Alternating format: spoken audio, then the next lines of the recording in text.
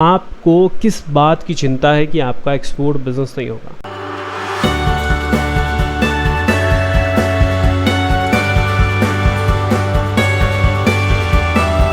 नमस्कार दोस्तों, एक बार फिर से आप सभी का स्वागत करते हैं। मैं Yogesh Raj Purohit, export import business trainer. Export और इंपोर्ट बिजनेस में आज बात होने वाली है, आज बात होगी सिर्फ और सिर्फ कि आपको किस बात की चिंता है कि आपका एक्सपोर्ट बिजनेस नहीं होगा। मुझे तो मेरी चिंता है कि यार मेरा पैसा डूब जाएगा और कहीं पे पैसा वैसा नहीं आ गया तो बहुत लोचा हो जाएगा। ठीक है, जब आप कुछ डोमेस्टिक बिजनेस करते हैं तो कैसा फियरलेस कुछ भी चीज़ करने की ट्राई करता है कि हाँ नहीं, मुझे अगर कुछ भी चीज़ें सेल करनी है, कुछ भी चीज़ों को बेचना है तो मुझे सोचने की ज़रूरत नहीं पड़ती। हाँ, पैसों के बारे में ज़रूर सोचना पड़ता है, बट सोचने की ज़रूरत नहीं पड़ती कि मुझे क्या करना है, किस तरीके से करना है। सारी प्लानिंग दिमाग में भागती दौड़ती रहती है कि मुझे सबसे पहले अगर कुछ प्रोडक्ट के अंदर मुझे कुछ सेल करना है डोमेस्टिक मार्केट में, तो प्रोडक्ट के बारे में पता लगा लिया। उसके बाद में मार्केट कहाँ पे मुझे अपनी शॉप खोलनी है, कहाँ पे होलसेल दुकान खोलनी है, या फिर क्या करना है, कैसे कैसे अपने वेंडर्स को पकड़ना है, किस तरीके से सेल करना है। ये सारी जो थॉट्स प्रोसेस रहती है वो किसी ऐसी की ज़रूरत नहीं होती, आपके दिमाग में ऑलरेडी चलती है, वो चलती जाती है, प्रोसेस वो होता रहता है। तो कोई बताए या नहीं बताए, आप ऑलरेडी कर देते हो वो चीज़ें।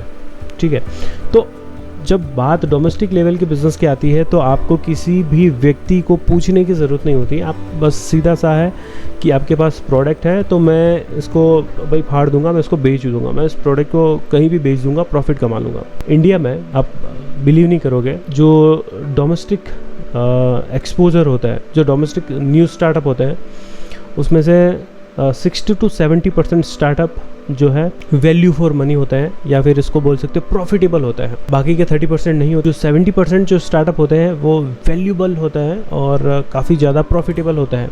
लोग उसके ऊपर अच्छा खासा पैसा कमा देते हैं। तो डोमेस्टिक लेवल पे अगर आपको किसी भी प्रकार की सोचने की ज़रूरत नहीं पड़ती है तो आपको एक्सपोर्ट बिजनेस में क्यों आपको लगता है कि एक्सपोर्ट बिजनेस आप नहीं कर सकते?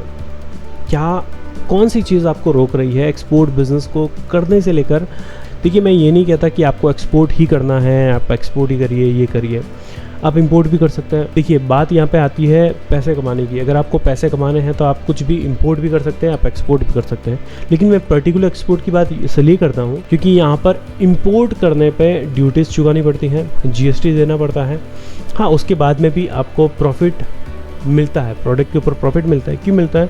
क्योंकि आप बल्क क्वांटिटी में गुड्स को इंपोर्ट करवाते हो। ठीक है, और यहाँ पर मैं एक्सपोर्ट की बात इसलिए करता हूँ क्योंकि आप बल्क क्वांटिटी में एक्सपोर्ट करोगे तो जितना पैसा आपको मिलना है वो तो मिलेगा ही।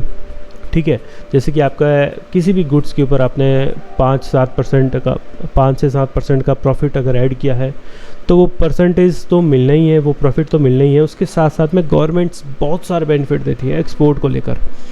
क्यों देती है?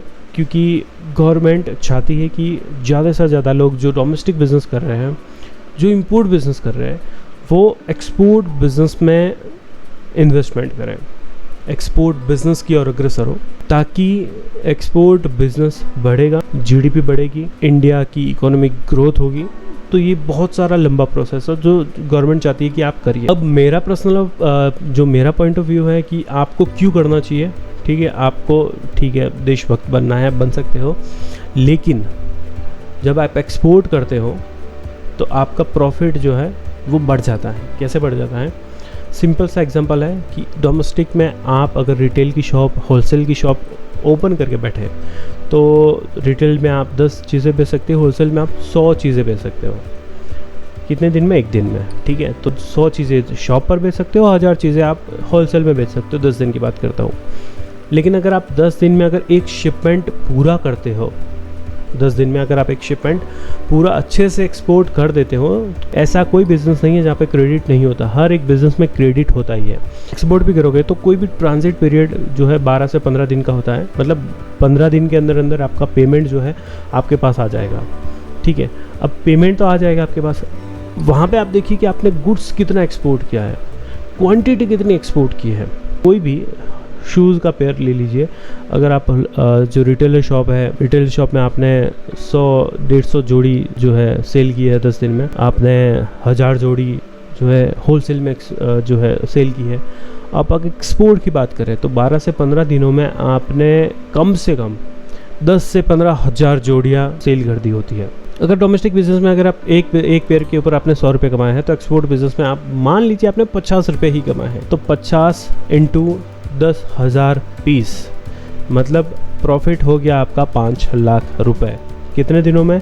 मात्र 10 से 15 दिनों के अंदर। बात करते हैं डोमेस्टिक बिजनेस के बारे में। आपने अगर शॉप ओपन की है, लाइक कोई भी रिटेलर शॉप आपने ओपन की है, तो आपने 100 पीस बेचे, 100 रुपये का प्रॉफिट आपका प्योर प्रॉफिट है, तो 10,000 रुपये हुए, ठीक है। तो मतलब 10 दिन का 10,000 कमा रहे हो आप। और होलसेल की बात करें तो आप 1 लाख रुपये कमा रहे होंगे। लेकिन अगर आप एक्सपोर्ट करोगे तो वही प्रॉफिट कितना हो जाएगा? सीधा 5 लाख रुपये। हाँ, 10,000 पीस इंटू 50 यानी कि 5 लाख रुपए, फिर 1000 पीस इंटू 100 रुपये 1 लाख रुपए। तो कैलकुलेशन आप कर रहे होंगे। तो होप सो आपको ये प्रोसेस थोड़ा सा समझ में आ गया होगा कि लोग क्यों एक्सपोर्ट बिजनेस कर रहे हैं। आज की जनरेशन में, जब कोविड के बाद में मोस्टली लोग काफ़ी ज़्यादा इंटरेस्ट ले रहे हैं एक्सपोर्ट बिजनेस के ऊपर, तो आप भी ले सकते हो यार, आप भी कर सकते हो एक्सपोर्ट बिजनेस।